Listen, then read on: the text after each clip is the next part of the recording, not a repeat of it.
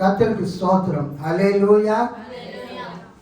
திருத்துவ பண்டிகைக்கு பின்வரும் 12வது ஞாயிற்றுக்கிழமை ஆகிய இந்த நாளில் 12th Sunday after the trinity Sunday செய்திக்காக தெரிந்து கொண்ட வேத பகுதி அது பரிசுத்த லூக்கா எழுதின நற்செய்தி நூல் 13ஆம் அதிகாரம் 10 முதல் 17 வசனங்கள். உடல் ஊனமுற்ற பெண் ஓய்வு நாளில் குணமடைதல். உடல் ஊனமுற்ற பெண் ஓய்வு நாளில் குணமடைதல். ஓய்வு நாளில் இயேசு தொழுகை கூடம் ஒன்றில் கற்பித்துக் கொண்டிருந்தார். 18 ஆண்டுகளாக தீய ஆவி பிடித்து உடல் நலம் குன்றிய பெண் ஒருவர் அங்கு இருந்தார். அவர் சிறிதும் நிமிர முடியாதவாறு கூன் விழுந்த நிலையில் இருந்தார். இயேசு அவரை கண்டு அருகே கூப்பிட்டு, அம்மா, உமது நோயில் இருந்து நீர் விடுவிக்கப்பட்டுள்ளீர் என்று கூறி தம் கைகளை அவர் மீது வைத்தார். உடனே அவர் நிமிர்ந்து கடவுளை போற்றி புகழ்ந்தார். இயேசு ஓய்வு நாளில் குணமாக்கியதால் தொழுகை கூட தலைவர் கோபம் கொண்டு மக்கள் கூட்டத்தினரை பார்த்து, வேலை செய்ய 6 நாட்கள் உண்டே, அந்நாள்களில் வந்து குணம் பெற்றுக்கொள்ளுங்கள், ஓய்வு நாளில் வேண்டாம் என்றார். ஆண்டவரோ அவரை பார்த்து, வெளி வேடக்காரரே, நீங்கள் ஒவ்வொருவரும் ஓய்வு நாளில் தம் மாட்டையோ கழுதையையோ தொழுவத்தில் இருந்து அவிழ்த்து கொண்டு போய் தண்ணீர் காட்டுவதில்லையா? பாருங்கள், ஆபிரகாமின் மகளாகிய இவரை 18 ஆண்டுகளாக சாத்தான் கட்டி வைத்திருந்தான். இந்த கட்டில் இருந்து இவரை ஓய்வு நாளில் விடுவிப்பது முறை இல்லையா என்று கேட்டார். அவர் இவற்றை சொன்னபோது அவரை எதிர்த்த அனைவரும் வெட்கப்பட்டனர். திரண்டிருந்த மக்கள் எல்லாரும் அவர் செய்த மாற்றுக்குரிய செயல்கள் அனைத்தையும் குறித்து மகிழ்ச்சி அடைந்தனர். அல்லேலூயா. கண்களை மூடி நாம் ஜெபிப்போம். மகா கிருபையும் இரக்கமும் மிகுந்த பரம தந்தையே, திருத்துவ பண்டிகைக்கு பின்வரும் இந்த 12வது ஞாயிற்றுக்கிழமை எங்களை மறுபடியுமாக உம்மை தொழுது கொள்ளும்படியாக, பணிந்து கொள்ளும்படியாக உமது ஆலயத்துக்கு கொண்டு வந்ததற்காக உமக்கு ஸ்தோத்திரம். ஆண்டவரே, உடல் ஊனமுற்ற பெண் ஓய்வு நாளில் குணமடைதல் என்கிற தலைப்பில் இன்றைக்கு இந்த செய்தியை எங்களுக்கு தந்ததற்காக ஸ்தோத்திரம். நீர் எங்களோடு பேசும். அந்த 18 வருடமாய் கூனியாய் இருந்த அந்த அம்மாவை ஆண்டவரே நீர் சுகமாக்கினது போல எங்களையும் நீர் சுகமாக்கும். எங்களுடைய வாழ்க்கையிலையும் அற்புதத்தை செய்தார்கள். எங்களுடைய வாழ்க்கையிலே சாத்தானாலே கட்டப்பட்டிருக்கிற காரியங்களில் இருந்தும் எங்களுக்கு விடுதலை கொடுப்பீராக. ஆண்டவரே, இன்றைக்கு சபைக்கு வந்தவர்கள், இந்த செய்தியை கேட்கப் போகிறவர்கள் அனைவரையும் உமது ஆவியினாலே நீர் விடுவித்து அருளும்படியாக, உமது வல்லமையினாலே விடுவிக்கும்படியாக நாங்கள் ஜெபிக்கிறோம். உமக்கே ஸ்தோத்திரம். இயேசுவின் நாமத்தில் பிதாவே, ஆமென். கர்த்தருக்கு ஸ்தோத்திரம். நாம் வாசித்த இந்த சங்கீதம் 146 சங்கீதம். நாம் மாறி மாறி வாசித்த அந்த 146 சங்கீதத்தை நாம் கடைசி ஒரு சில வசனங்களை நாம் வாசித்த பிறகு இந்த சுவிசேஷ பகுதியில், நற்செய்தி பகுதியில் ஆண்டவர் செய்த அந்த அற்புத செயலை குறித்து நாம் தியானிப்போம். 7ஆம் வசனம். ஒடுக்கப்பட்டோருக்கான நீதியை ஆண்டவர் நிலைநாட்டுகின்றார். பசித்திருப்போருக்கு அவர் உணவளிக்கின்றார். சிறைப்பட்டோருக்கு அவர் விடுதலை அளிக்கிறார். முக்கியமான வசனம். சிறைப்பட்டோருக்கு அவர் விடுதலை அளிக்கின்றார். பார்வையற்றோரின் கண்களை ஆண்டவர் திறக்கின்றார். தாழ்த்தப்பட்டோரை அவர் உயர்த்துகின்றார். நேர்மையாளரிடம் அவர் அன்பு கொண்டுள்ளார். அயல் நாட்டினரை ஆண்டவர் பாதுகாக்கின்றார். அநாதை பிள்ளைகளையும் கைம்பெண்களையும் அவர் ஆதரிக்கின்றார். பொல்லாரின் வழிமுறைகளையோ அவர் அழித்து விடுகின்றார்.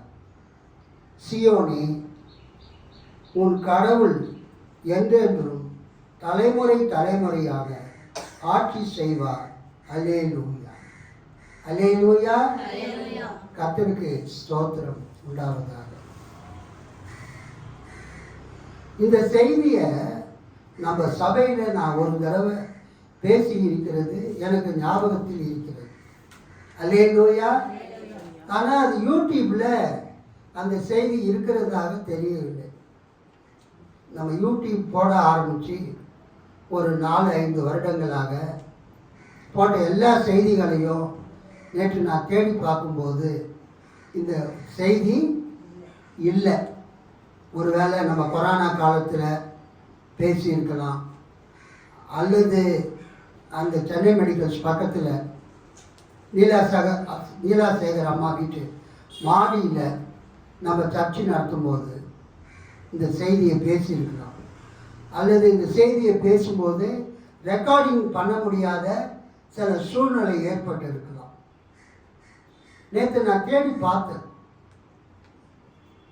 இந்த கூனியாக இருந்த இந்த அம்மா 18 ஆண்டுகளாக அவங்க சாத்தானுடைய கட்டினால கொஞ்சம் கூட நிமிர முடியாத ஒரு நிலைமையில் அவங்க கூனியாக இருந்தாங்க. அவங்கள இயேசு சுகமாக்கின இந்த சம்பவத்தை நம்ம என்னுடைய யூடியூப்பில் நான் கண்டுபிடிக்கவே முடியல. ஆனால் ஒரு தடவை நான் பேசுனது எனக்கு ஞாபகம் இருக்கிறது. அல்லேலூயா, கர்த்தருக்கு ஸ்தோத்திரம். ஒருவேளை யூடியூப்பில் வேறு பேரில் பதிவு பண்ணனா இல்லையான்னு தெரியல. இன்றைக்கி நம்ம வாசித்த அந்த சங்கீத பகுதி 146ஆம் சங்கீதம். அதில் நம்ம வாசித்த அந்த 7ஆம் வசனம் ரொம்ப அருமையான வசனம். கர்த்தர் எப்படி அவரை நம்புகிற பிள்ளைகளுக்கு அவர் விடுதலை கொடுக்கிறார் என்று பார்க்கிறோம். அவர் 7ஆம் வசனம் பழைய திருப்புதல். அவர் ஒடுக்கப்பட்டவர்களுக்கு நியாயம் செய்கிறார். பசியாய் இருக்கிறவர்களுக்கு ஆகாரம் கொடுக்கிறார். கட்டுண்டவர்களை கர்த்தர் விடுதலையாக்குகிறார். அல்லேலூயா, கர்த்தருக்கு ஸ்தோத்திரம். 8-9 நீங்கள் பிறகு படிப்பார்கள். கட்டுண்டவர்களை கர்த்தர் விடுதலையாக்குகிறார். கட்டப்பட்ட மக்களை கர்த்தர் என்ன செய்கிறார்? விடுதலையாக்குகிறார். நம்ம வாசித்த இந்த சுவிசேஷ பகுதி, நற்செய்தி பகுதியில், லூக்கா எழுதின நற்செய்தியில் நம்ம இங்கே பார்க்குறோம். 13ஆம் வசனம், லூக்கா 13:11.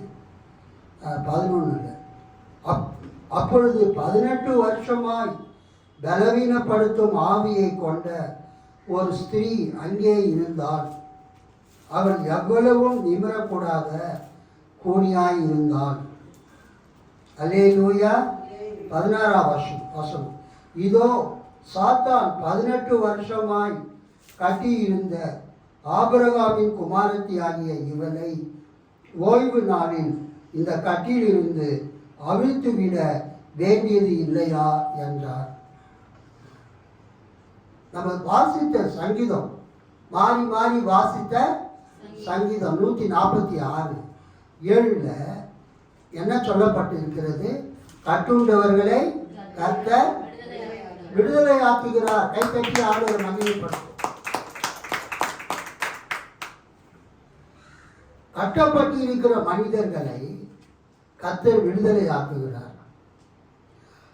உங்களால ஒரு காரியத்தை செய்ய முடியாத நிலைமையில நீங்கள் இருப்பீர்கள் என்றால் உங்களை மறுபடியும் செய்ய வைக்கக்கூடிய ஒரு நிலைமைக்கு கர்த்தர் உங்களை கொண்டு வருகிறார். அல்லேலூயா. உங்களால செய்ய முடியாத காரியங்களை கர்த்தர் செய்ய வைக்கிறார். நீங்க பிறக்கும்போது நல்லா பிறந்தீங்க. ஆனா இடையில சாத்தானுடைய அந்த கட்டினால, சாத்தானுடைய கிரியையினால நீங்கள் என்னவானீர்கள்? அந்த காரியங்களை உங்களால செய்ய முடியவில்லை. ஆண்டவர் என்ன செய்கிறார்? ஏற்கனவே நீங்கள் செய்த காரியங்களை நீங்கள் செய்யும்படியாக உங்கள் கட்டுகளை அவர் அழுத்து விடுகிறார். அல்லேலூயா, அல்லேலூயா. அதைத்தான் இன்றைக்கு பார்க்கிறோம். கட்டுண்டவர்களை கர்த்தர் விடுதலை ஆக்குகிறார். சங்கீதம் 146:7. கட்டப்பட்ட மனிதர்களை கர்த்தர் என்ன செய்கிறார்? விடுதலை ஆக்குகிறார். கர்த்தருக்கு ஸ்தோத்திரம். கட்டப்பட்ட மக்களை கர்த்தர் விடுதலை ஆக்குகிறார். அதுக்கு திருவிகளுக்கு எப்படி போட்டிருக்குது? சிறைப்பட்டோருக்கு அவர் விடுதலை அளிக்கின்றார். யாரால சிறைப்பட்டவர்கள்? சாத்தானாலே சிறைப்பட்டவர்கள், சாத்தானாலே கட்டப்பட்டவர்கள். சாத்தானுடைய சிறையிலே இருக்கக்கூடிய மக்களை கர்த்தர் என்ன செய்கிறார்? விடுவிக்கிறார். கர்த்தருக்கு ஸ்தோத்திரம். கர்த்தருக்கு நன்றி. நேற்று தான் பார்த்து ஒரு பிஏ சிஸ்டம் அபிஜாவில் 25,000 ரூபாய் அமேசானில் போட்டிருந்தாங்க. நான் அப்போ யோசித்தேன், யாராவது ஒரு 25,000 ரூபாய் காணிக்க கொடுத்தாக்கா அது நம்ம என்ன பண்ணிடலாம்? புதுசாகவே வாங்கலாமே. கர்த்தருக்கு நன்றி. சரி, இந்த வேத பகுதியை வாசித்து நாம் தியானிக்கலாம். உடல் ஊனமுற்ற பெண் ஓய்வு நாளில் குணமடைந்தார்.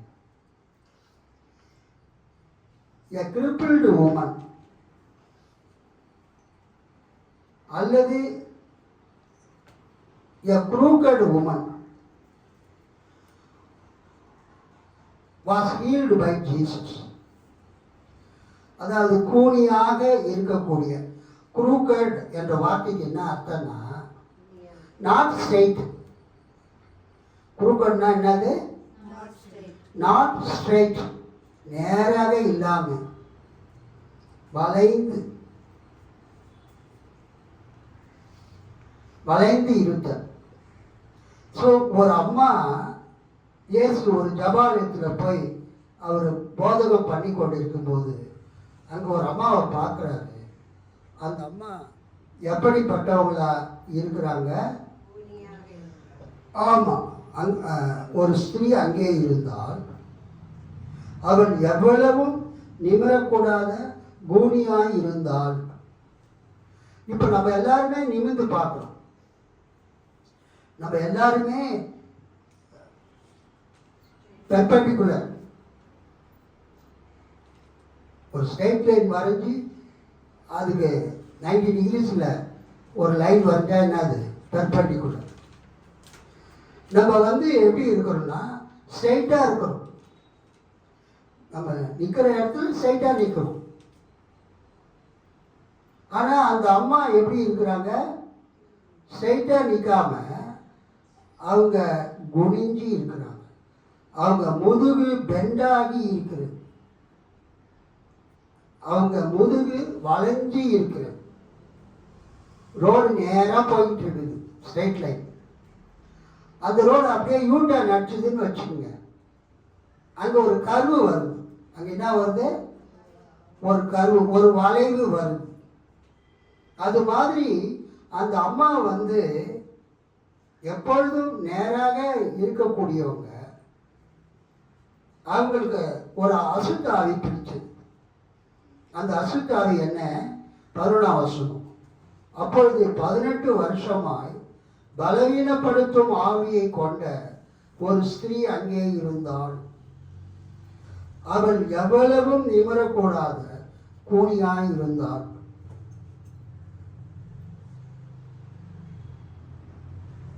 நீங்க தான் வந்து சர்ச்சில் உட்கார்ந்துட்டு இருக்கிற மாதிரி, இயேசுவின் காலத்துல ஒரு ஊருக்கு அவர் போகிறார்.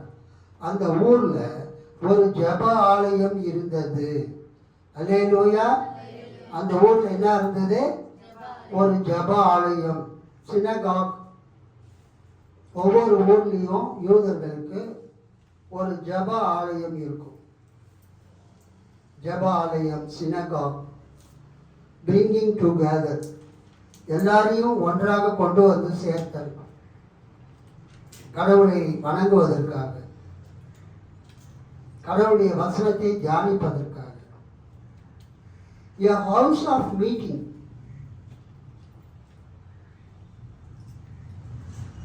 A meeting place. ஒரு வீட்டில் அந்த பகுதியில் இருக்கிற மக்கள் எல்லாம் ஒன்று கூடி ஆராதிக்கிற ஒரு இடம். அல்லேலூயா. அதுதான் ஜெபாலயம், யூத ஜெபாலயம். அதுக்கு சினகாக் என்று பெயர். பழைய ஏற்பாட்டில் எசேக்கியேல் 11ஆம் அதிகாரத்தில் நீங்கள் பார்த்தீங்கன்னா, எசேக்கியேல் 11:16 கர்த்தர் சொல்வார். எசேக்கியேல் 11:16, ஆகையால் நான் அவர்களை தூரமாக புறஜாதிகளுக்குள்ளே துரத்தி இருந்தாலும், நான் அவர்களை தேசங்களிலே சிதறடித்து இருந்தாலும், நான் அவர்கள் போன தேசங்களில் அவர்களுக்கு கொஞ்ச காலத்துக்கு பரிசுத்த ஸ்தலமாக இருப்பேன் என்று கர்த்தராகிய ஆண்டவர் உரைக்கிறார் என்று சொல். அதான் இஸ்ரவேல் மக்களுக்கு ஒரே ஒரு ஆலயம் தான். அல்லேலூயா.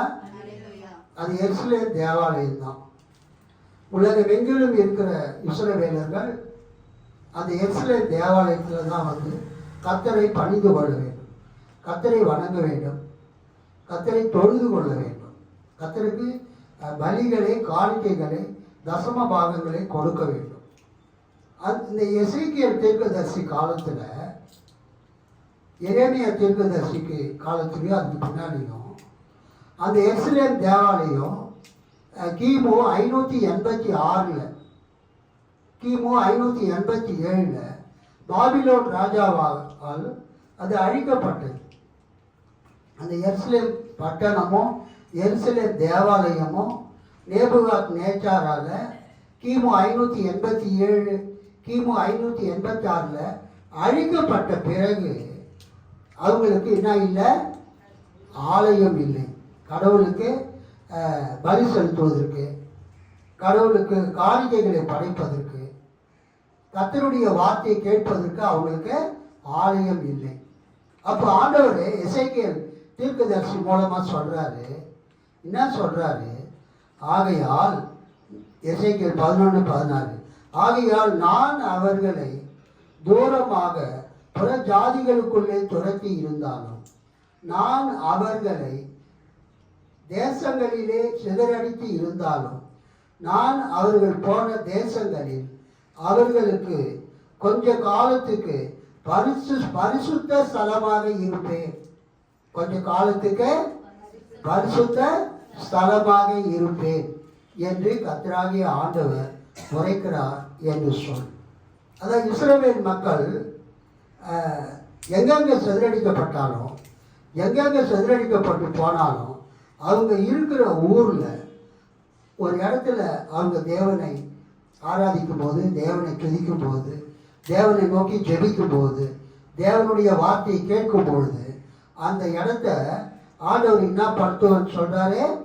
பரிசுத்த இடமாக மாற்றுவேன், பரிசுத்த ஸ்தலமாக மாற்றுவேன், நானே அவர்களுக்குள்ளே பரிசுத்தமாக இருப்பேன் என்று கர்த்தர் சொல்கிறார். கைகளை தட்டி ஆண்டவரை மகிமைப்படுத்துவோம். நான் அவர்கள் போன தேசங்களில் அவர்களுக்கு கொஞ்ச காலத்துக்கு பரிசுத்த ஸ்தலமாக இருப்பேன் என்று கர்த்தராகிய ஆண்டவர் உரைக்கிறார் என்று சொல்றோம். ஸோ அந்த பரிசுத்த ஸ்தலம் எருசலேமில் இருந்த அந்த தேவாலயம் இடிக்கப்பட்டு அழிக்கப்பட்ட பிறகு இஸ்ரவேல் ஜனங்கள் சிதறடிக்கப்பட்ட இடங்களில், சிறையிருப்புக்கு போன இடங்களில் கர்த்தர் சொல்றாரு, நான் கொஞ்ச காலத்துக்கு பரிசுத்த ஸ்தலமாக அங்கே இருப்பேன் என்று கர்த்தர் சொல்கிறார்.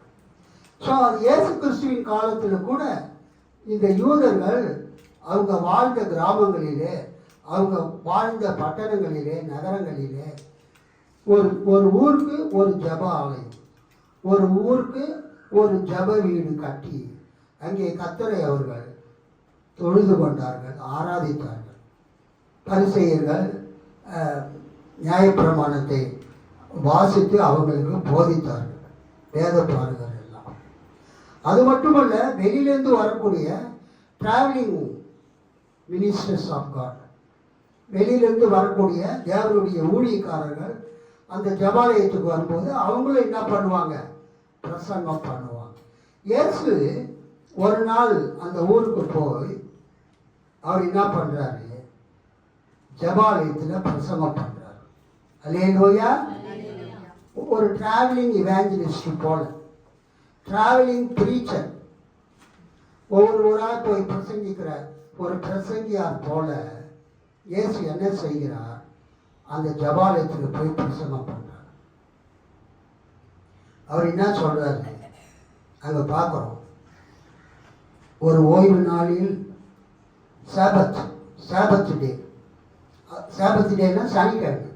ஒரு யூதர்கள் சனிக்கிழமை தான் தேவனை என்ன பண்ணுவாங்க, ஆராதிப்பாங்க. ஏன்னா யாத்திராகமம் 20:10, உபாகமம் 5:12-15 அந்த வசனத்திலாம் நீங்கள் பார்த்தீங்கன்னா ஓய்வு நாள் கட்டளையை ஆண்டவர் கொடுக்கிறார். அல்லேலூயா. ஓய்வு நாளை பரிசுத்தமாக ஆசரிக்க நினைப்பாயாக. ஸோ யூதர்கள் அந்த 10 கட்டளையின்படி சனிக்கிழமையில் ஓய்வு நாளில் அவங்க என்ன பண்ண மாட்டாங்க, வேலைக்கெல்லாம் போக மாட்டாங்க. அவங்க ஆலயத்துக்கு வந்து கர்த்தருடைய வசனத்தை வாசித்து அல்லது வாசிக்க கேட்டு அங்கே வந்திருக்கிற ஊழியக்காரர்கள் பேசுகிறத கேட்பாங்க. அப்புறம் பிரசங்கெல்லாம் கேட்டு முடிச்சுட்டு அவங்க வீட்டுக்கு வருவாங்க, ஜெபம் பண்ணி ஆசீர்வாதம் வாங்கிட்டு. இங்கே நம்ம என்ன பார்க்குறோம், அது மாதிரி இயேசு ஒரு ஓய்வு நாளிலே ஒரு ஊரில் இருக்கக்கூடிய ஜபாலயத்தில் போய், சின்னகாலில் போய் அவங்களுக்கு போதகம் பண்ணி கொண்டிருந்தார். அல்லேலூயா. வேத வசனத்தை வாசித்து அவங்களுக்கு போதகம் பண்ணி கொண்டிருந்தார். 11ஆம் வசனம். அப்பொழுது 18 வருஷமாய், அப்பொழுது 18 வருஷமாய் பலவீனப்படுத்தும் ஆவியை கொண்ட ஒரு ஸ்திரீ அங்கே இருந்தாள். அவள் எவ்வளவும் நிமிரக்கூடாத கூனியாய் இருந்தாள். இந்த வேத பகுதிக்கு வேர்டு பிப்ளிக்கல் கமெண்ட்ரியில் என்ன கொடுத்துருக்குறாங்கன்னா, இந்த பகுதி எந்த வகையை சேர்ந்தது, கடவுள் மனிதனுக்கு ஏற்பட்ட தீங்கை நீக்குகிற ஒரு பகுதி. அல்லேலூயா. கடவுள் மனிதனுக்கு ஏற்பட்ட தீங்கை திருப்புகிற ஒரு பகுதி. God reverses the disease. God reverses the effects of Satan. God reverses the destruction of Satan from a person. இந்த அம்மாவுக்கு, இந்த அம்மா பிறக்கும்போது நல்லா தான் பிறந்தாங்க. அல்லேலூயா. இந்த அம்மா பிறக்கும்போது நல்லா தான் பிறந்தாங்க, நல்லா தான் எல்லாரும் மாதிரி நிமிர்ந்து வேலை செஞ்சுட்டு இருந்தாங்க. திடீர்னு ஒரு அசுத்த ஆவி அவங்களை அட்டாக் பண்ணுது. திடீரென்று ஒரு நாள் ஒரு அசுத்த ஆவி அந்த அம்மாவை தாக்கியது. அதுதான் நம்ம பார்க்கணும். அப்பொழுது 18 வருஷமாய் பலவீனப்படுத்தும் ஆவியை கொண்ட ஒரு ஸ்திரீ அங்கே இருந்தாள். அந்த அம்மா பிறக்கும்போது நல்லா தான் பிறந்தாங்க, அவங்க வளரும்போது நல்லா தான் வளர்ந்தாங்க. ஒருவேளை கல்யாணம் கூட அவங்களுக்கு ஆகியிருக்கலாம் அல்லது ஆகாமலும் இருக்கலாம். ஆனால் திடீர்னு ஒரு நாள் ஒரு சாத்தான், ஒரு பிசாசு, ஒரு சாத்தானுடைய கிரியை வந்து அவங்கள தாக்கினது. புரியுதுங்களா? அப்ப சாத்தான் அந்த அம்மாவை தாக்கினதுனால என்ன நடந்தது? நிமிர்ந்து நடந்த அந்த அம்மா குனிந்து நடக்க ஆரம்பித்து விட்டார். எல்லாரும் மாதிரி நிமிர்ந்து நடந்தவங்க அவங்க என்ன ஆயிட்டாங்க? குனிந்து நடக்க ஆரம்பித்து விட்டாங்க. எப்படி ஒரு இரும்பு ஸ்ட்ரைட்டா இருக்குமோ அதை திடீர்னு வளைச்சிட்டா என்ன ஆகும்? வளைஞ்சு. நீங்க யோசிச்சு பாருங்க. நான் இப்ப நிக்கிறதுனால தான் உங்களை டைரக்டா பார்க்கறேன். திடீர்னு என்னுடைய முதுகு பெண்ட் ஆயிடுச்சின்னு வச்சுக்கோங்க, நான் உங்களை பார்க்க முடியுமா? ஏன்? என் முதுகு வந்து வளைந்து விட்டது. நான் யாரையுமே என்ன பண்ண முடியாது, நிமிர்ந்து பார்க்க முடியாது. யாருக்கிட்டையும் நிமிர்ந்து பேச முடியுமா? நீங்க நிக்கிறீங்க, மற்றவங்கள டைரக்டா பார்த்து பேசுறீங்க. திடீர்னு ஒரு அசுத்த ஆவி உங்களை தாக்கி அந்த அசுத்த ஆவியின் கிரியினால நீங்க அப்படியே வளைந்து விட்டீர்கள் என்றால் எதுக்கு யார் வராங்க? உங்களுக்கு தெரியாது. யாராவது பேசுனா உங்களால நிமிர்ந்து அவங்களுக்கு என்ன பண்ண முடியாது, பதில் சொல்ல முடியாது. ஒரு பயங்கரமான ஒரு அடிமைத்தனம், சாத்தானுடைய கட்டு. யாரையும் நிமிர்ந்து பார்க்க முடியாது, யார்கிட்டையும் நிமிர்ந்து பேச முடியாது. ஒரு கல்யாணத்துக்கோ ஒரு நல்ல காரியத்துக்கோ போய் கலந்து கொண்டு சாப்பிட முடியாது. ரொம்ப ஒரு கஷ்டமான நிலைமை. இப்படிப்பட்ட நிலைமையில அந்த அம்மா அந்த சர்ச்சுக்கு வந்திருக்கிறாங்க. அல்லேலூயா. அந்த அம்மா சொல்லுங்க, அந்த சர்ச்சுக்கு வந்திருக்கிறாங்க. ஆக்சுவலா அந்த ஜபாலயத்துக்கு அவங்க வந்திருக்கிறாங்க. இயேசு அங்க போயிட்டு அந்த ஜபா ஆலயத்துல பிரசங்கம் பண்ணும்போது அவர் பார்க்கிறாரு, அந்த அம்மாவை பார்க்கிறார். அப்பொழுது 18 வருஷமாய் பலவீனப்படுத்தும் ஆவியை கொண்ட ஒரு ஸ்திரீ அங்கே இருந்தாள். பலவீனப்படுத்தும் ஆவி, a spirit of weakness. அந்த ஆவிக்கு என்ன பேருங்க? a spirit of weakness. பலவீனப்படுத்தும் ஆவி, பலவீனத்தை உண்டு பண்ணும் ஆவி. அஸ்தேனெய்யாஸ், கிரேக்க வார்த்தை அஸ்தேனெய்யாஸ். அஸ்தேனெய்யாஸ் என்றால் பலவீனப்படுத்தும் ஆவி. அந்த அம்மாவை தாக்கி நிமிர்ந்து நின்ற அந்த அம்மாவை அப்படியே குனிந்து நடக்க வைத்து விட்டது. அந்த அம்மாவால் நிமிரவே முடியாது. வசனம் சொல்லுது, அவள் எவ்வளவும் நிமிரக்கூடாத கூனியாய் இருந்தாள். அப்படியே ஒரு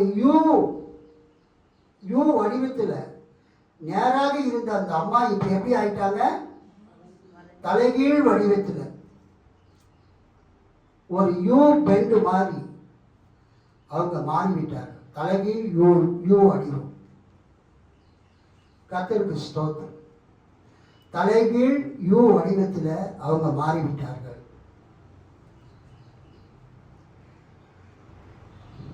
அந்த அம்மாவுடைய நிலைமையை இயேசு பார்க்கிறார். அவங்க ஆலயத்தில் ஒரு இடத்துல உட்காந்துருக்குறாங்க. ஒரு வேலை ஆலயத்தில் ஒரு ஓரமாக கூட அவங்க உட்கார்ந்து. இயேசு அவளை கண்டு தம்மிடத்தில் அழைத்து, ஸ்திரீயே, உன் பலவீனத்தினின்று விடுதலையாக்கப்பட்டாய் என்று சொல்லி கைத்தட்டி ஆண்டவர் மகிமைப்படுத்தார். இயேசு என்ன சொல்றாரு?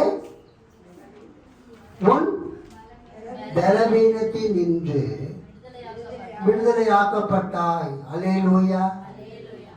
என்ன அர்த்தம்? நான் இயேசு என்ன சொல்ல வராருன்னா,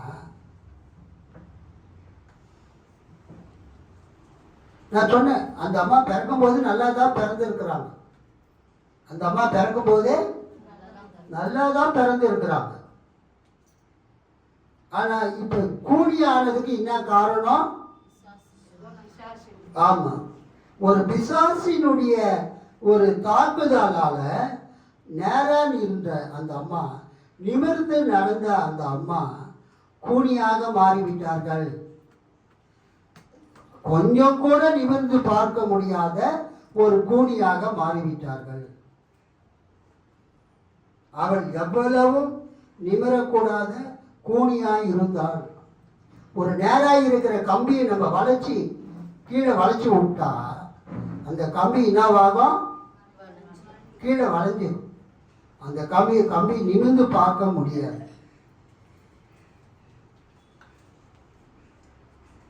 இயேசு சொல்ற, இயேசு அவளை கண்டு தம்மிடத்தில் அழைத்து, ஸ்திரீயே, அம்மா, உன் பலவீனத்தினின்று விடுதலையாக்கப்பட்டாய். உன் பலவீனத்தினின்று விடுதலையாக்கப்பட்டாய். என்ன பலவீனத்திலிருந்து விடுதலையாக்கப்பட்டாய்? உன்னை குனிய வைத்திருக்கக்கூடிய, உன்னை நிமிர முடியாமல், உன் தலையை நிமிர்த்த முடியாமல், எல்லாரோடும் நீ நிமிர்ந்து நின்று பேச முடியாமல், எல்லாரையும் பார்க்க முடியாமல் உன்னை குனிய வைத்திருக்கிற அந்த ஆவியினுடைய வல்லமையில் இருந்து, அந்த ஆவியினுடைய தாக்குதலில் இருந்து நீ விடுவிக்கப்பட்டிருக்கிறாய். நல்ல கைத்தட்டுங்க. ஸ்திரீயே, உன் பலவீனத்தினின்று விடுதலையாக்கப்பட்டாய். உன்னை இதுவரைக்கும் ஒரு பலவீனப்படுத்துகிற ஆவி உன்னை பிடித்து இருந்தது. அந்த பலவீனப்படுத்தக்கூடிய ஆவி உன்னை பிடித்து இருந்ததினால நீ நன்றாக நிமிர்ந்து, ஏற்கனவே நன்றாக நிமிர்ந்து நடந்தாய். இப்பொழுது அந்த ஆவி தாக்கின பிறகு நீ குனிந்து நடக்க ஆரம்பித்து விட்டாய். அந்த ஆவியை நான் உன்னை விட்டு ஓட்ட போறேன். அல்லேலூயா. அந்த ஆவியை உன்னை விட்டு நானே ஓட்ட போறேன், துரத்த போறேன்.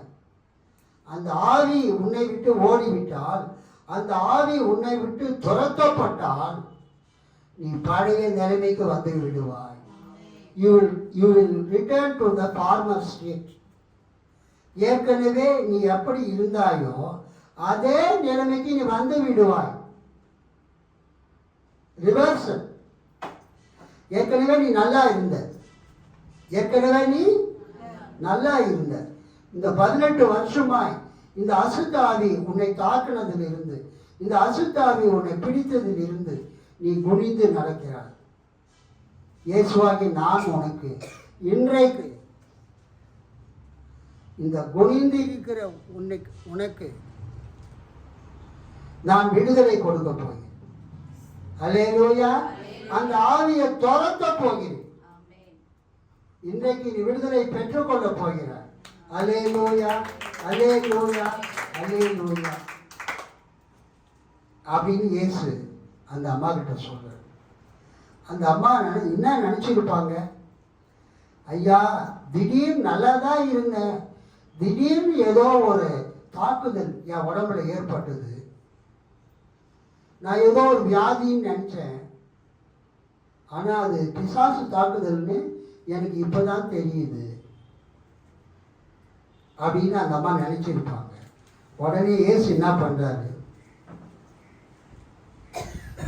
உன் பலவீனத்து, ஸ்திரீயே, உன் பலவீனத்தினின்று விடுதலையாக்கப்பட்டாய் என்று சொல்லி அவள் மேல் தமது கைகளை வைத்தார்.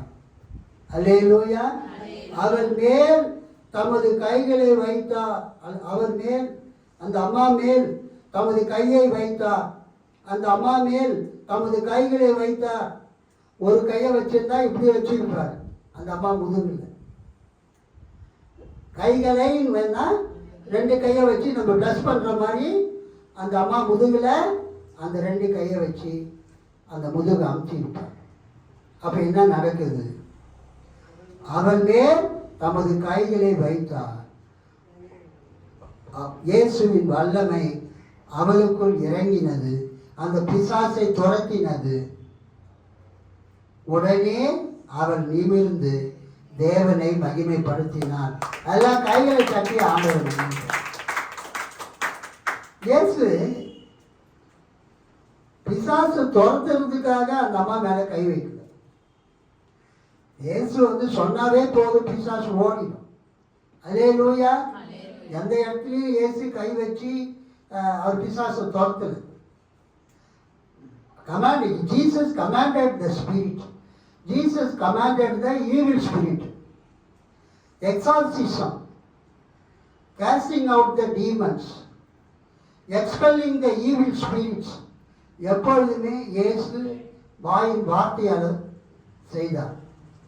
அவர் வார்த்தையால தான் பிசாசு துரத்தினார். அல்லேலூயா.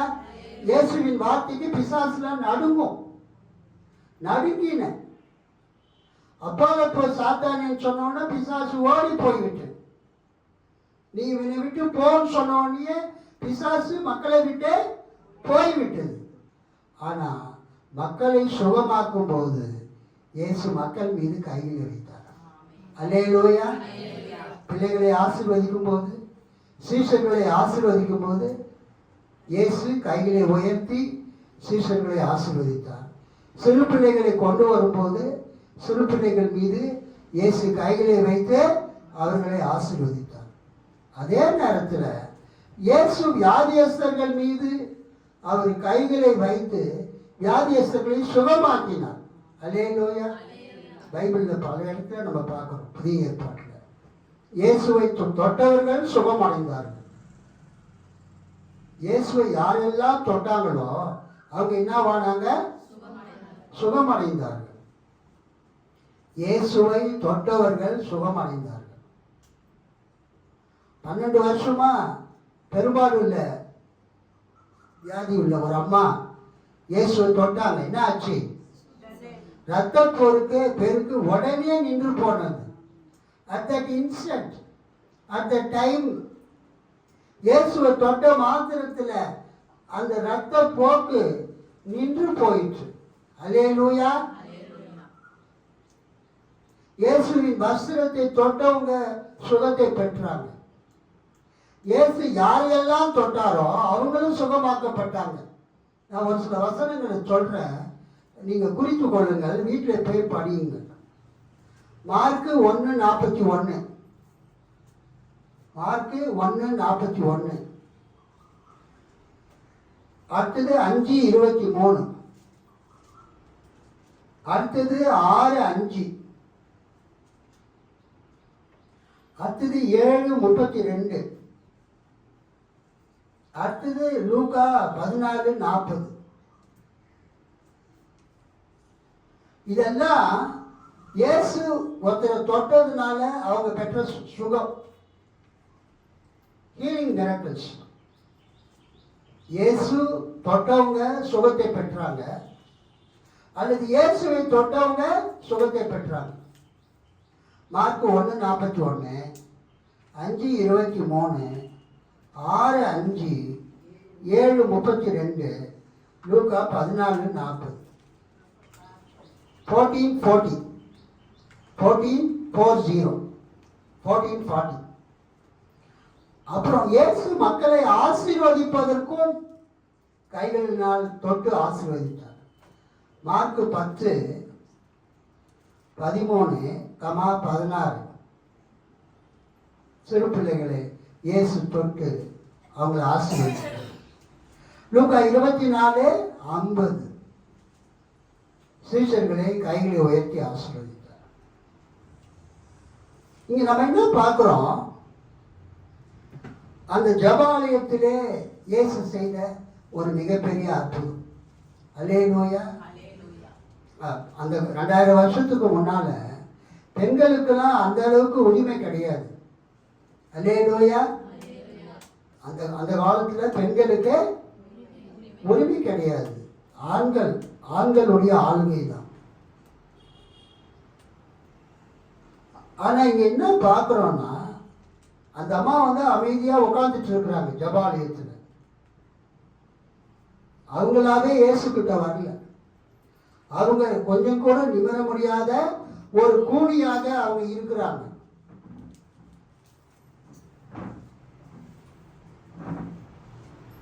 கொஞ்சம் கூட நிமிர முடியாத கூலியாக இருக்கிறாங்க.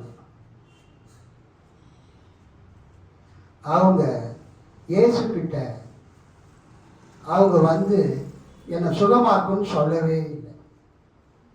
அவங்க நிலைமைய இயேசு பார்த்து, இயேசுவே அந்த அம்மாவை வரவழைத்து அந்த அம்மாவுக்கு அற்புத சுகத்தை கொடுக்கிறார். அல்லேலூயா. கவனிங்க, இயேசு அவளை கண்டு தம்மிடத்தில் அழைத்து, ஜீசஸ் கால்டு ஹர். அந்த ஜெபாலயத்தில் எத்தனை பேர் இருந்தாங்கன்னு நமக்கு தெரியாது. 50 பேரோ 100 பேரோ எவ்வளோ பேருன்னு நமக்கு தெரியாது.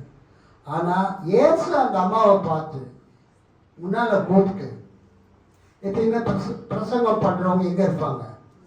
முன்னால். ஸோ அந்த பின்னால் இருக்கிற அந்த அம்மாவை முன்னால் வரவழைச்சு அந்த அம்மாவை பார்த்து, உன் பலவீனத்தில் நின்று இன்றைக்கு விடுதலை ஆக்கப்பட்டாய் என்று சொல்லி அவன் மேல் தமது கைகளை வைத்தார். உடனே அவர் நிமிர்ந்து தேவனை மகிமைப்படுத்தினார். இயேசு தமது கைகளை அவள் மீது வைத்த உடனே அவள் சுகமானார். அல்லேலூயா. இயேசு தமது கைகளை அவள் மீது வைத்த உடனே அவள் சுகமானார். இயேசுவின் வல்லமை புறப்பட்டு சென்றது, அவளை சுகமாக்கினார். இன்றைக்கு ஆண்டவர் உங்கள் நடுவில் இருக்கிறார். அல்லேலூயா. இன்னைக்கு ஆண்டவர் நம் நடுவில் இருக்கிறார். நம்மை அவர் பார்த்து கொண்டு இருக்கிறார். நம்முடைய பலவீனங்களை அவர் பார்க்கிறார். நம்முடைய பிரச்சனைகளை அவர் பார்க்கிறார். சாத்தான் நம்மளை கட்டி வைத்திருக்கிற அந்த சாத்தானுடைய கட்டுகளை இயேசு பார்க்கிறார். அல்லேலூயா. அன்றைக்கு செய்த அற்புதத்தை இன்றைக்கும் இயேசு செய்ய வல்லவராயிருக்கிறார். அந்த அம்மா எத்தனை வருஷமா சாத்தானால் கட்டப்பட்டிருந்தாங்க? 18 வருஷமா. ஒரு ஜெபாலய தலைவன் அங்க இருக்கிறான். அந்த ஜெபாலய தலைவன் சொல்றான், இந்த சுகமாக்குற வேலையெல்லாம் இன்னைக்கு வச்சுக்காதீங்க, 6 நாள் வேலை செய்யுதுன்னு கடவுள் கொடுத்திருக்காரு. அது மாதிரி இயேசு ஒரு சுகமாக்குறவராக இங்க வந்திருக்கிறாரு. சுகமாக்குற வேலையை செய்கிறாரு. யாருக்காவது சுகம் வேணும்னா இந்த ஆராதனை நாளை தவிர மற்ற நாட்களில் இயேசுவிடத்தில் சுகத்தை பெற்றுக்கொள்ளுங்கள் அப்படின்னு அவர் சொல்றாரு. அப்ப இயேசு சொல்றாரு, கர்த்தர் அவனுக்கு பிரதியுத்தரமாக, மாயக்காரனே, உங்களில் எவனும் ஓய்வு நாளில் தன் எருதையாவது தன் கழுதையாவது தொழுவத்தில் இருந்து அழுத்து கொண்டு போய் அதற்கு தண்ணீர் காட்டுகிறது இல்லையா? நம்ம எல்லார் வீட்லேயும் என்ன இருக்குது?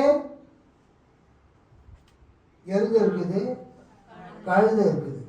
அந்த காலத்தில் பாலஸ்தீனாவில் இருக்கிறவங்க எல்லாருமே எருதையும் கழுதையும் வீட்டில் வச்சுருப்பாங்க.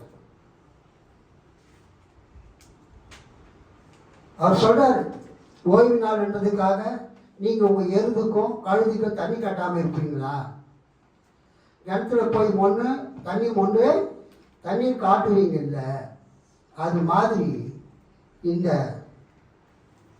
இந்த அம்மா எத்தனை வருஷமா? 18 வருஷம். இதோ சாத்தான் 18 வருஷமாய் கட்டியிருந்த ஆபிரகாமின் குமாரத்தி ஆகிய இவளை ஓய்வு நாளில் இந்த கட்டிலிருந்து அழித்துவிட வேண்டியது இல்லையா என்றார்.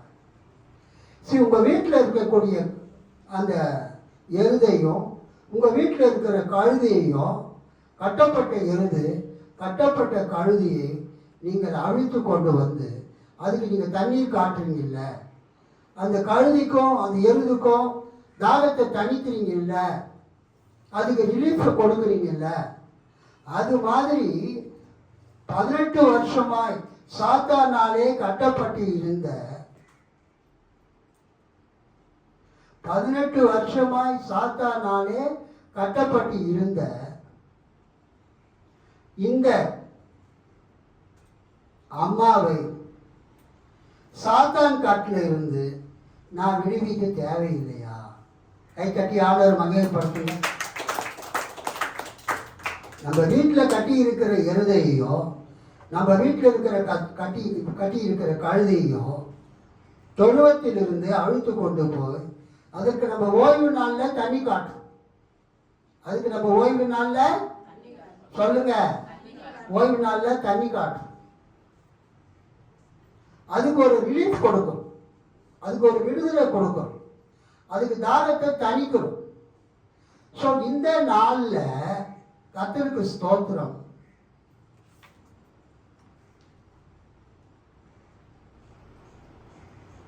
இந்த அம்மாவை சாத்தான் 18 வருஷமா கட்டி இருந்தான்.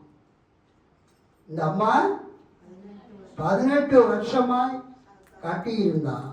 இவளை ஓய்வு நாளில் இந்த கட்டிலிருந்து அழுத்து விட வேண்டியது இல்லையா? இயேசு அந்த அம்மாவுக்கு ஒரு பேர் கொடுக்கிறார். அந்த கூனியா இருந்த அம்மா யாரு? அந்த அம்மாவுக்கு பேர் கொடுக்கப்படல வேத பகுதியில். ஆனால் இங்க என்ன இயேசு சொல்றாரு, அந்த அம்மா யாருக்கு சொந்தமானவங்க? ஆபிரகாமின் குமாரத்தி. அல்லேலூயா. அவங்க யாரு? ஆபிரகாமின் குமாரத்தி. இதோ சாத்தான் 18 வருஷமாய் கட்டி இருந்த ஆபிரகாமின் குமாரத்தி ஆகிய இவளை ஓய்வு நாளில் இந்த கட்டில் இருந்து அழித்து விட வேண்டியது இல்லையா? இவள் ஆபிரகாமின் குமாரத்தி. ஆபிரகாம், ஈசாக்கு, யாக்கோபு வம்சத்துல வந்தவங்க எல்லாம் தேவனுடைய குடும்பத்தார், தேவனுடைய ஜனங்கள். அல்லேலூயா. 28ஆம் வசனத்தை பாருங்க.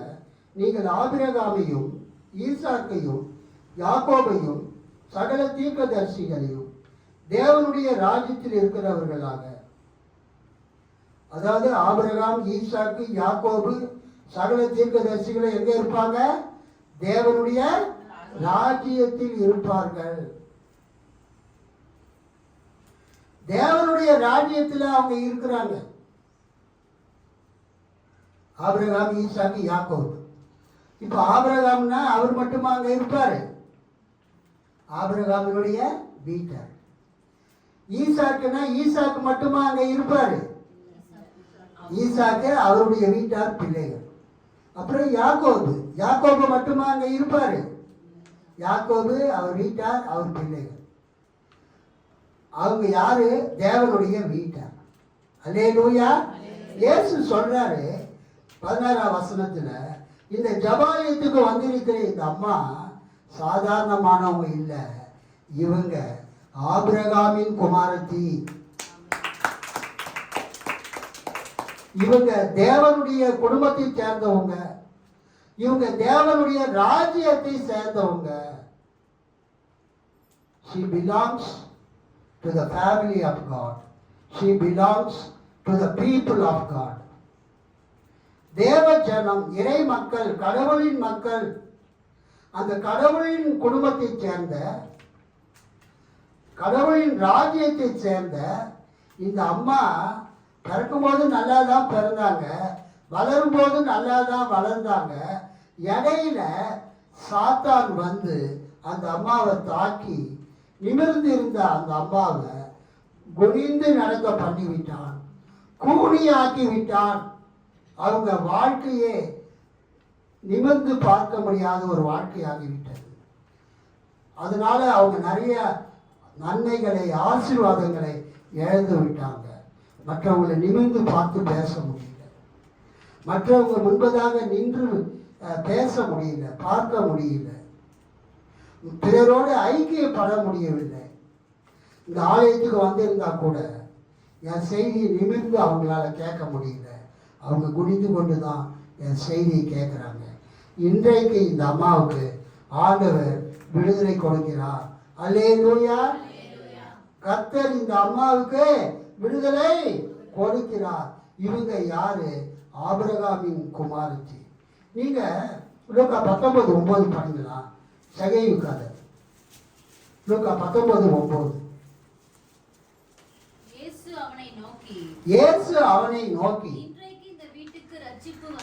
இன்றைக்கு இந்த வீட்டுக்கு ரட்சிப்பு வந்தது.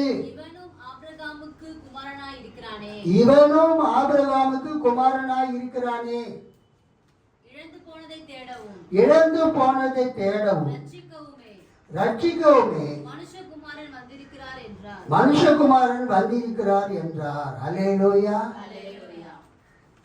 கவனிங்க,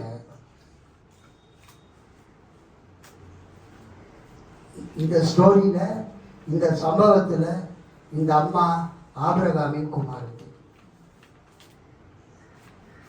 லூக்கா 19 சகேயு சொல்லுங்க, ஆபிரகாமின் குமாரன், பீப்புள் ஆஃப் காட், தேவ ஜனம்.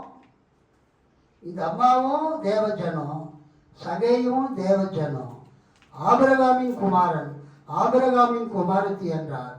They belong to God. They belong to the family of God. கடவுளுடைய குடும்பத்தை இவர்கள் சார்ந்தவர்கள், சேர்ந்தவர்கள். ஆபிரகாமின் குமாரத்தி, ஆபிரகாமின் குமாரன் என்பது யாரை குறிக்கிறது? கடவுளுடைய ஜனத்தை குறிக்கிறது. ஸோ இந்த கடவுளுடைய ஜனத்துல, தேவனுடைய ஜனத்துல யாரு சாத்தானாலே பாதிக்கப்பட்டிருந்தாலும் அவங்களை இயேசு விடுதலையாக்குகிறார். கை தட்டி ஆண்டவரை மகிழ்ச்சிப்படுத்த. தேவனுடைய குடும்பத்தில், தேவனுடைய ராஜ்யத்தில் யார் பாதிக்கப்பட்டிருந்தாலும் அவர்களை இயேசு விடுவிக்கிறார். அவங்களுக்கு சுகத்தை கொடுக்கிறார். அவங்க முன்பு இருந்த பழைய நிலைமைக்கு கொண்டு வருகிறார். இந்த அம்மா பிறக்கும் போதே கூனியா பிறக்கல. Jesus reverses health to her. அந்த அம்மா தோட்டத்து நல்லதா இருந்தாங்க, இடையில சாத்தானால பாதிக்கப்பட்டு கூனி ஆயிட்டாங்க. இயேசு இப்ப என்ன செய்கிறார்? தமது வல்லமையினால குனிந்திருந்த அந்த அம்மாவை நிமிரச் செய்கிறார். அல்லேலூயா. அந்த குனிந்திருந்த அந்த அம்மாவை இயேசு ஸ்ட்ரைட்டாக நிமிரச் செய்கிறார். வளைந்திருந்த அந்த முதுகை இயேசு தமது வல்லமையினால, தொடுகையினால, சுகமளிக்கிற வல்லமையினால அந்த அம்மாவை தொட்டு நிமிர்ந்து நடக்க செய்தார். அல்லேலூயா. அது என்ன ஆச்சுன்னு பாருங்க. 17 அவர் அப்படி சொன்ன போது அவரை விரோதித்திருந்த அனைவரும் வெட்கப்பட்டார்கள். இதோ சாத்தான் 18 வருஷமாய் கட்டியிருந்த ஆபிரகாமின் குமாரத்தியாக இவளை ஓய்வு நாளில் இந்த கட்டிலிருந்து அவிழ்த்து விட வேண்டியது இல்லையா என்றார். ஸோ கட்டப்பட்டவங்களை அவிழ்த்து விட வேண்டும் என்று கர்த்தர் சொல்கிறார். கட்டப்பட்ட எல்லாரும் அவிழ்த்து விடப்பட வேண்டும். அதான் ஃபாதர் பெர்மன்ஸ் பாடுறாரு, கட்டப்பட்ட மனிதர் எல்லாம்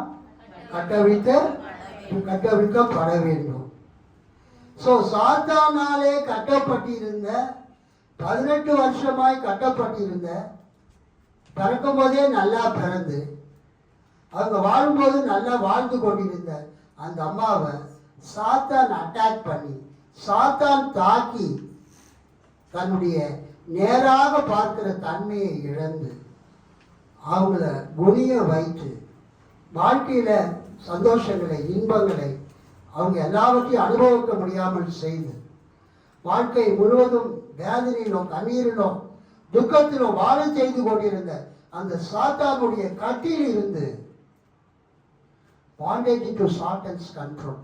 சாத்தானுடைய கட்டில் இருந்த அந்த அம்மாவை இயேசு தமது வல்லமையினால விடுதலையாக்கினார். அல்லேலூயா.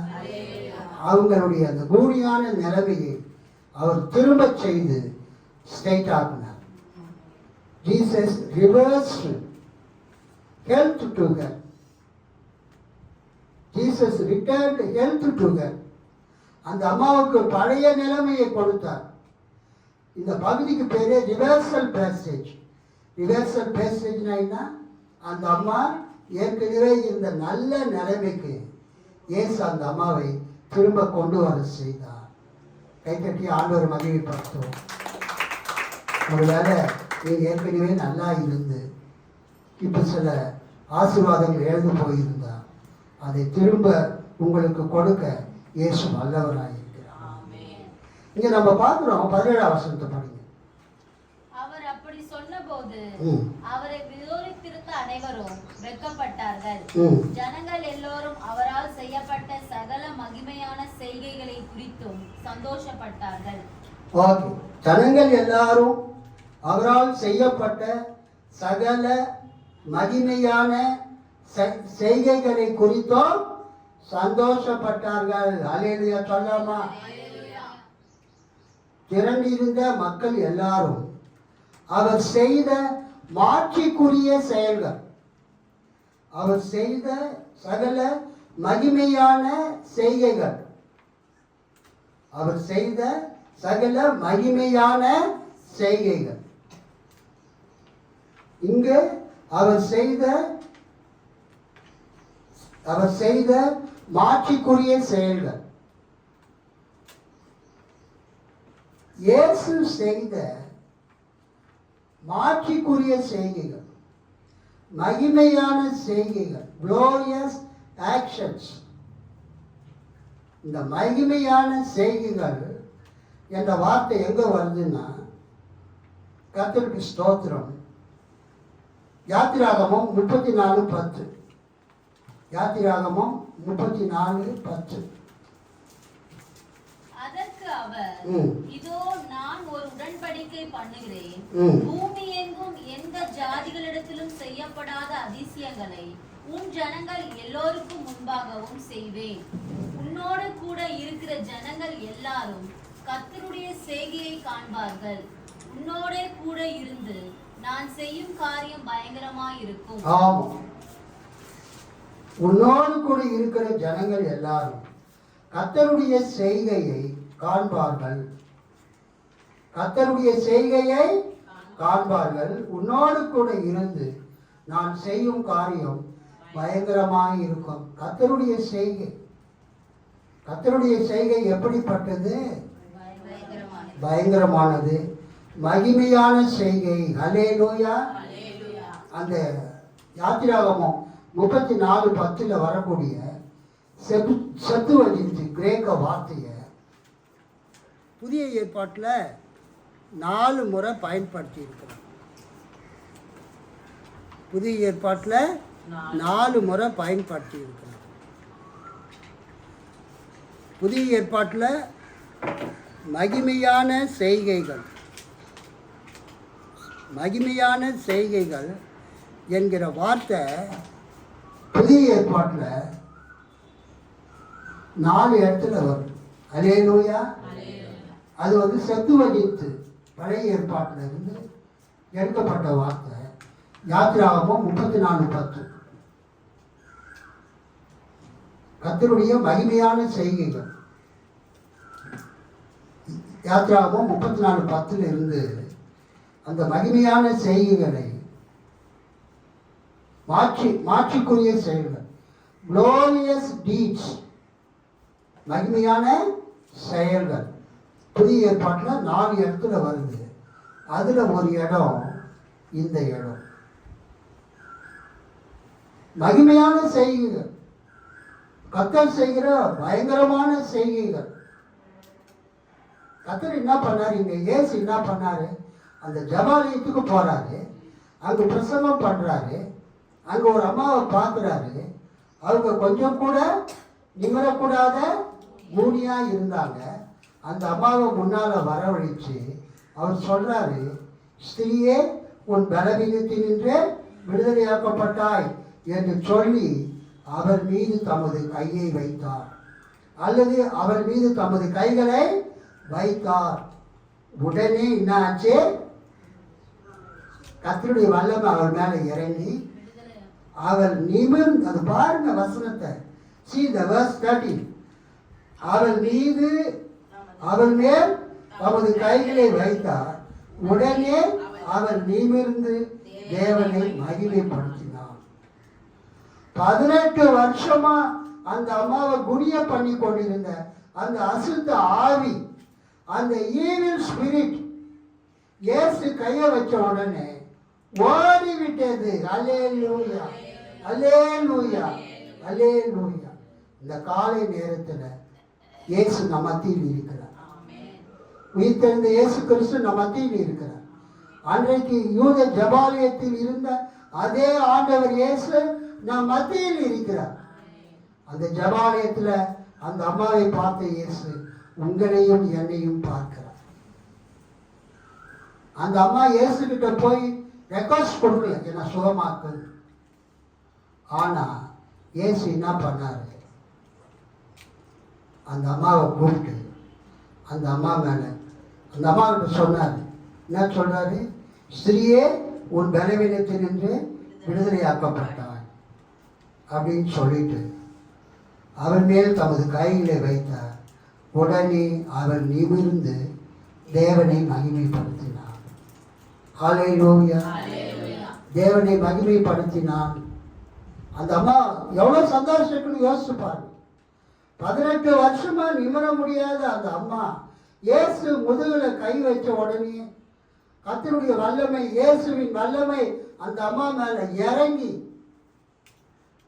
பெண்டான அந்த முதுகை ஸ்ட்ரைட் பண்ணி நேராக்கி மக்களை பார்க்கவும், எல்லாரையும் பார்க்கவும், எல்லாரோடு பேசவும் மிகுந்த மகிழ்ச்சியினால் அவள் நிரப்பப்பட்டார்.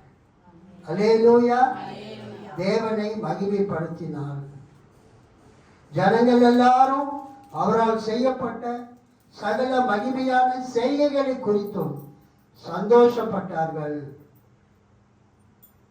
திரண்டிருந்த மக்கள் எல்லாரும் அவர் செய்த மாட்சிக்குரிய செயல்கள், அனைத்து மாட்சிக்குரிய செயல்கள், இயேசு செய்தது சாதாரண செயல் அல்ல, மகிமையான செயல். அல்லேலூயா, மாட்சிக்குரிய செயல்கள் அனைத்தையும் குறித்து மகிழ்ச்சி அடைந்தனர். இன்றைக்கு இந்த காலை நேரத்தில் இயேசு உங்களுக்கும் மகிமையான செயல்களை செய்ய வல்லவராயிருக்கிறார். இயேசு உங்களுக்கும் மாட்சிக்குரிய செயல்களை செய்ய வல்லவராயிருக்கிறார். அவரை நோக்கி நாம் ஜெபிப்போம். எல்லாரும் ஏற்றி நிற்போம். கர்த்தர்கிட்ட சொல்லுங்க, ஆண்டவரே, அன்றைக்கு அந்த 18 ஆண்டுகள் பூமியாயிருந்த அந்த அம்மாவை நீர் அழைத்து தொட்டு சுகப்படுத்தினது போல பேசி அந்த அசுத்தாவியை துரத்தி அந்த அம்மா மேல கைகளை வைத்து அந்த அம்மாவை நிமிர்ந்து நிற்க செய்தது போல ஆண்டவரே நீர் அற்புதம் செய்யும். எங்களை நிமிர்ந்து நிற்க செய்யும். நாங்கள் நிமிர்ந்து நிற்க செய்யும். இந்த சமுதாயத்திலே நாங்கள் ஊடிக்கொண்டு போகக்கூடாது, தலை குனிந்து போகக்கூடாது, தலை நிமிரச் செய்யும். இயேசுவே உம்மால் ஆகும். சொல்லுங்க, இயேசுவே உம்மால் ஆகும், இயேசுவே உம்மால் ஆகும், இயேசுவே உம்மால் ஆகும். மகிமையான செயல்களை, மகிமையான செயல்களை சொல்லுங்கம்மா. It is a prayer. இயேசுவே மகிமையான செயல்களை எனக்கு செய்யும். இயேசுவே மாட்சிக்குரிய செயல்களை எனக்கு, என் குடும்பத்துக்கு, என் சபைக்கு செய்தருளும். இயேசுவின் மூலம் பிதாவே, ஆமென். பிரைஸ்